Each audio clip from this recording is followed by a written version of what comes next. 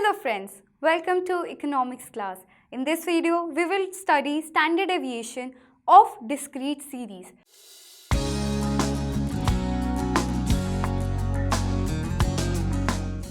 तो पहले तो हमने इंडिविजुअल सीरीज में डायरेक्ट मेथड पढ़ा था, अब हम पढ़ेंगे शॉर्टकट मेथड. अब शॉर्टकट मेथड का फॉर्मूला क्या है, which is very simple. Standard deviation is equal to under the root summation of f(dx) square upon n number of items minus summation of f(dx) upon n का whole square. बहुत ही complex formula लग रहा है, but अभी हम इसको break करेंगे pieces में तो it will be very simple. तो अब हमें क्या गिवन है यहाँ पे क्वेश्चन में कि x की वैल्यू गिवन है और उसकी फ्रीक्वेंसी गिवन है. सो अब यहाँ पे हमारे को फर्स्ट स्टेप जो करना है वो है एज्यूम्ड एवरेज हमारे को एज्यूम करना है. सो x में से जो भी मिडल आइटम होती है, मैंने बताया था, उसको हम a कंसिडर करते हैं. सो इधर जो मेरा a है that is the middle value, उसको 5 को मैं मेरी x की आइटम से माइनस कर दूंगी. लाइक 1 माइनस 5 मतलब 1 माइनस a हमारा 5 है जो मिड वैल्यू है x सीरीज का. सो it will B -4. Then 2 minus 5 which will be equal to -3. Then 3 minus 5 -2. Then 4 minus 5 will be -1. Then 5 minus 5 0. 6 minus 5 1. 7 minus 5 2. 8 minus 5 which will be a +3. So ऐसे करके हमने dx की value निकाल ली है. So अब जो next step है dx square निकालना है. सो -4 का हम स्क्वायर करेंगे तो इट विल बी +16, -3 का +9, -2 का +4, फिर -1 का +1, 0 का 0, 1 का 1, 2 का 4, देन 3 का 9. अब ये तो मेरी dx स्क्वायर की वैल्यूज़ आ चुकी हैं. तो हमने क्या फाइंड करा है, dx और फिर dx स्क्वायर. अब जो नेक्स्ट स्टेप है, जैसे मैंने यहाँ पे फॉर्मूला लिखा है, मुझे एक तो f(dx) स्क्वायर चाहिए और एक चाहिए नॉर्मल f(dx). सो पहला जो स्टेप होगा मेरा, f को मैं dx से मल्टीप्लाई कर दूंगी. ये जो मेरा f है इसको dx से मल्टीप्लाई कर देती हूँ. So 5 into -4 -20. So 10 into -3 -30. 15 into -2 -30. Then 20 into -1 -20. Then 15 into 0 0. Then 10 into 1 10. 10 into 2 20. 15 into 3 45. अब मैं इनका सम निकालूंगी, माइनस माइनस माइनस माइनस, इन सब का टोटल निकाल लेते हैं हम. सो इट विल बी 100 और इनका जब निकालूंगी मैं तो इट विल बी 75. सो ये तो नेगेटिव वैल्यू है हमारी, -100 + 75 will be -25. So summation of f(x) is -25. Sorry, यहाँ पे f(dx) आएगा हमारे पास. सो f(dx). So summation of f(dx) is -25. अब f(dx) स्क्वायर निकालते हैं. तो dx स्क्वायर तो मैंने निकाल रखा है, उसको अब मैं अपनी फ्रीक्वेंसी से मल्टीप्लाई कर दूंगी. So 5 into 16 will be 80. Then 10 into 9 90. Then 15 into 4 60. Then 20 into 1 20. Then 15 into 0 0. 10 into 1 1. 10 into 4 40.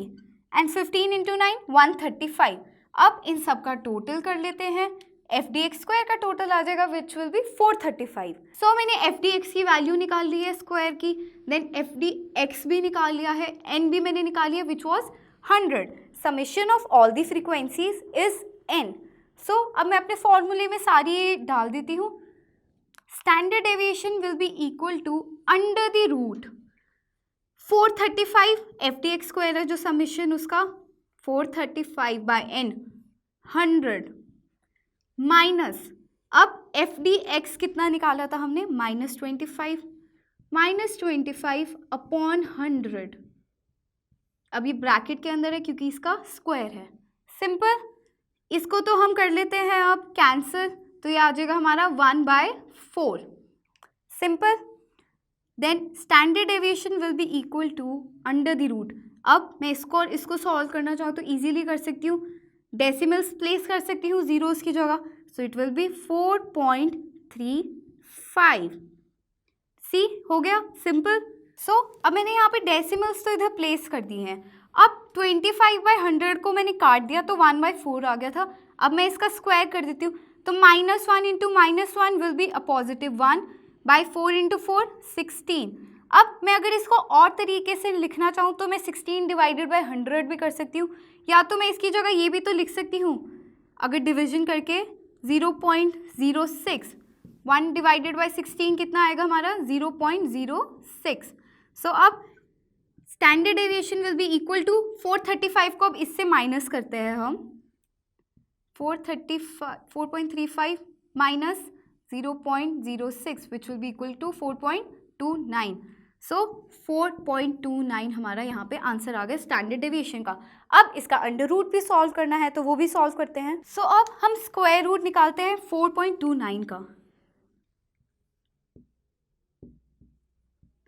सो अब पेयर्स बना लेते हैं, पॉइंट जो डेसिमल होता है उसके बाद हम एक पेयर बना सकते हैं और इधर एक पेयर बनेगा।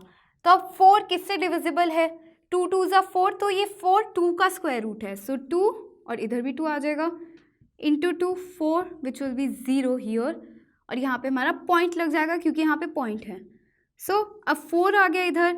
अब मैं 29 को यहाँ पे नीचे तो ला सकती हूँ, बट मुझे यहाँ पे एक और डिजिट भी तो लानी है। अब वो कौन सी डिजिट होगी मुझे ये डिसाइड करना है, और उससे पहले मुझे देखना कि ये जो 29 है ये तो बहुत छोटा है। अगर मैं 40, 41, 42, 43 कोई भी नंबर लिखूँ इधर, तो एक सिंपल सा स्टेप फॉलो करूँगी, मैं यहाँ पे 0 लिख दूँगी और इधर मैं डबल ज़ीरोज़ जॉट डाउन कर लूँगी। सो इसको मैं स्टेप को रिपीट करती हूँ। 29 को मैं नीचे ला रही हूँ तो मैं देख रही हूँ जो मेरा 29 है इट इज़ वेरी स्मॉल, जो भी मेरी 40 की लाइन में कोई भी नंबर होगा उससे बहुत कम है। तो अब मैं क्या करूँगी, यहाँ पे पॉइंट लगाया क्योंकि यहाँ पे डेसिमल था और नीचे मैं 29 को जॉट डाउन कर रही हूँ, तो मैंने डबल ज़ीरोज़ लगा दिया और एक इधर 0 लिख दिया। अब 0 यहाँ पे मैंने जब 0 लिखा है तो मुझे इधर भी 0 लिखना पड़ेगा, प्लस कर दिया इनको। सो 40।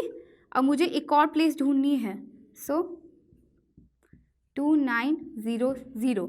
अब मुझे यहाँ पे एक प्लेस ढूंढनी है। सो 400 के टेबल में या 400 की लाइन में कौन सा नंबर है जो इसके नियर है। So let's hit with 6 first. So 6 6 ज़ा 36, 2 6 6 6 4 ज़ा 24, इट इज़ नियर। अब एक और 7 से भी ट्राई कर लेते हैं, 407 इंटू 7, सो 7 7 ज़ा 9 4 2849, ये तो बहुत नियर है हमारे नंबर के। सो 2849, यहाँ पे भी 7 लिखा और यहाँ पे भी 7 लिखा, सो +7, सो इट विल बी 414। चाहे तो आप यहाँ पे भी एक पोजीशन ढूंढ सकते हैं, it all depends on you, but 2 digit तक भी हमारा स्क्वायर रूट काम कर जाता है। So it will be 20.07।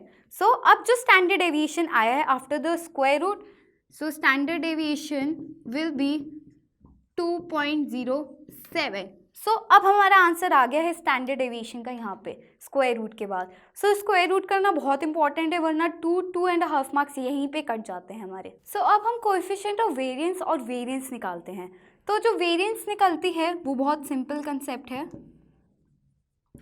जो स्टैंडर्ड डेविएशन है उसका स्क्वायर कर देना है। तो 2.07 का स्क्वायर हमने निकाला था विच वॉज 29। या तो आप क्या कर सकते हो, जो अंडर रूट है 4.29 है ना, तो अब स्क्वायर करना है इसका, तो स्क्वायर के साथ अंडर रूट कट जाता है तो वही सेम आंसर भी आ जाता है।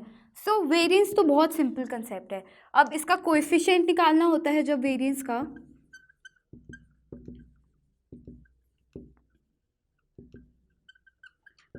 तो standard deviation upon mean into 100।